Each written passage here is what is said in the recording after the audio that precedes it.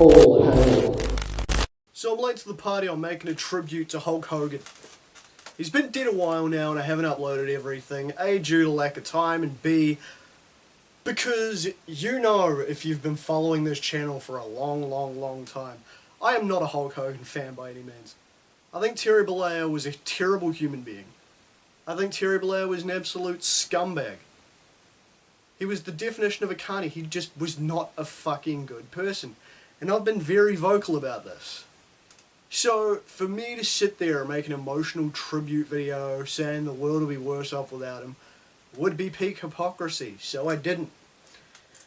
So, if I'm going to make a tribute at all, because let's be honest, Terry Bollea did contribute a lot to professional wrestling.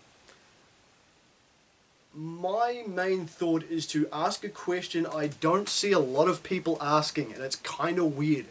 But I also think part of it is because of WWE's revisionist history, essentially making people less aware of Hulk's actual pre-WWE legacy. You see, Hulkamania, no matter what the WWE has been bullshitting people about for years, Hulkamania was not a WWF creation. Vince McMahon and everybody else that wants to listen will tell you that Hulkamania was running wild in the WWF. Once Hulk won the belt off the Iron Sheik in January 1984, Hulkamania ran wild. WWE invented this concept and it went hand in hand with the rock and wrestling era. Problem is that's not true. You see, let's rewind. When Hulk was first in the WWF, it was owned by Vincent James McMahon, so Vince McMahon's father. Hulk was a solidly mid-card heel who was managed by classy Freddie Blassie. So then the opportunity came up for Hulk to star in a Hollywood movie you may have heard of called Rocky III. So Hulk was guaranteed money for this role where he played Thunderlips.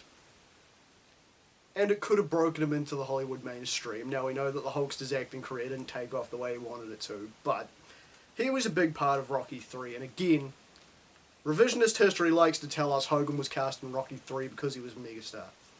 Nope, didn't happen. He was just a mid-card heel. Stallone thought, I like this guy, I'm going to cast him in this role. He looks perfect for the part. So Hogan went to Vince McMahon Sr. and went, right, I'm going to be starring in this movie as Thunderlips, or have a part as Thunderlips rather. I'm going to need to take some time off, brother. Vince McMahon Sr. went, not happening. You're either a wrestler or an actor, not both. Hogan says, that doesn't work for me, brother. Leaves. So he does Rocky III, gets Eye of the Tiger as his entrance music.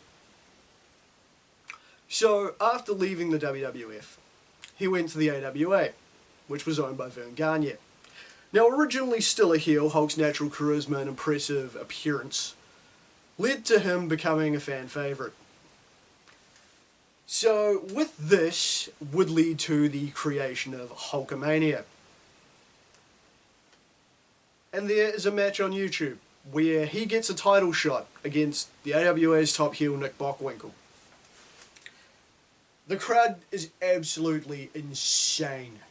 Look at the crowd, look at the reception. There are points where Hulk's entrance music is completely drowned out because of how loud the crowd is during his entrance. Hogan had this thing of, we want the belt, and that became his rallying call with the fans. He even came out with a t-shirt for his title match saying, we want the belt, and on the back it said, it's now or never. So you would think, with this setup, Hogan, the beloved babyface, coming out for this absolutely electric reaction, clearly poised to be the top guy in the AWA, and with what we know now about Hogan in the WWF, you would think Vern Gagne would do the smart thing and put the belt on the Hulkster, right? Natural foregone conclusion. Guy rises up the card. Guy has the fans behind him. You give him the belt. You make him the guy. Because you would have to be a complete idiot not to make this guy the guy. Well, it didn't happen. Hulk originally won the match, but it was a dusty finish. So Hogan technically won, but didn't win the belt. Vern Gagne's reasoning was that Hulk wasn't enough of a traditional wrestler. Hogan was too much of a showy entertainer, so Hogan didn't win the belt and Vern didn't want to put it on him. Now, common sense would dictate there was basically a neon sign hanging over Hulk saying, "Put your belt on this dude." Vince McMahon Jr. had bought the WWF off his father by this point, and he was looking to expand. He was buying up territories, he was killing off the territory system, he was trying to expand nationally and make the WWF this massive national juggernaut. Vern Gagne decides, nah, I'm not doing the one sensible thing which could stop this shit in its tracks.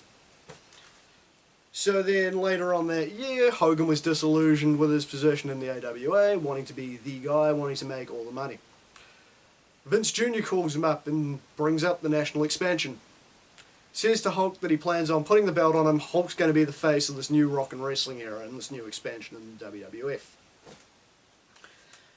Hogan, not being a fuckwit, hands in his notice to Vern, comes back to the WWF minus Freddie Blassie, saves Bob Backlund from a beatdown from the Iron Sheik. 2 weeks later, Madison Square Garden, beats Sheiky Baby, wins the belt, starts a 3-year title run that propelled him to the top of the wrestling world and helped make the WWF this massive unstoppable juggernaut that was fucking over all of its competition. Meanwhile, that was the first big fatal wound that the AWA would suffer, and within 8 years they'd be dead. Due to other stupid fucking booking decisions by Vern Gagne, as well as Vince McMahon buying up his talent. Vern couldn't compete. The fans were getting pissed off. They were sick of seeing a guy like Bockwinkel and Nepo pushers like Larry Zbyszko at the top of the card. Vince just kept hiring up his talent, Hulk's friends, even non-wrestlers like Gene Oakland and Bobby Heenan. Vince brought him in. Sorry, Vern. Even younger guys, the longer the AWA went on, guys like Kurt Hennig, Scott Hall, the Rockers, they weren't going to climb past Vern's ceiling, even Kurt, who won their main title, so they all jumped ship, and Vern had to shut up shop. So what does this long-winded ramble have to do with anything? Well, my question to you is this. How different would the landscape of wrestling be if Vern Gagne put the AWA World title on Hulk Hogan? Do they start bleeding money? Do they have the wounds in their feet from Vern shooting the company in both feet? Does the WWF become the top wrestling company in the world? Who do they run with if Hulk doesn't jump ship? What do they do if Hulk doesn't jump ship?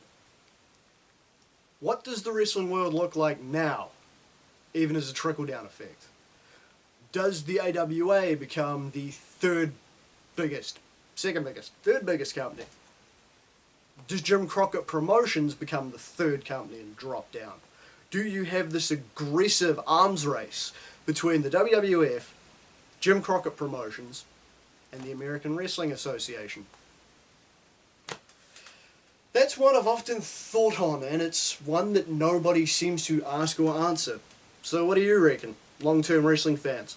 What happens if Vern Gagne does the sensible thing, puts his world title on Hulk Hogan and makes Hulk Hogan the face of the AWA? It's one to think on. It's a very interesting one to think on as a wrestling historian. I'm Damian Skyfire. Till next time.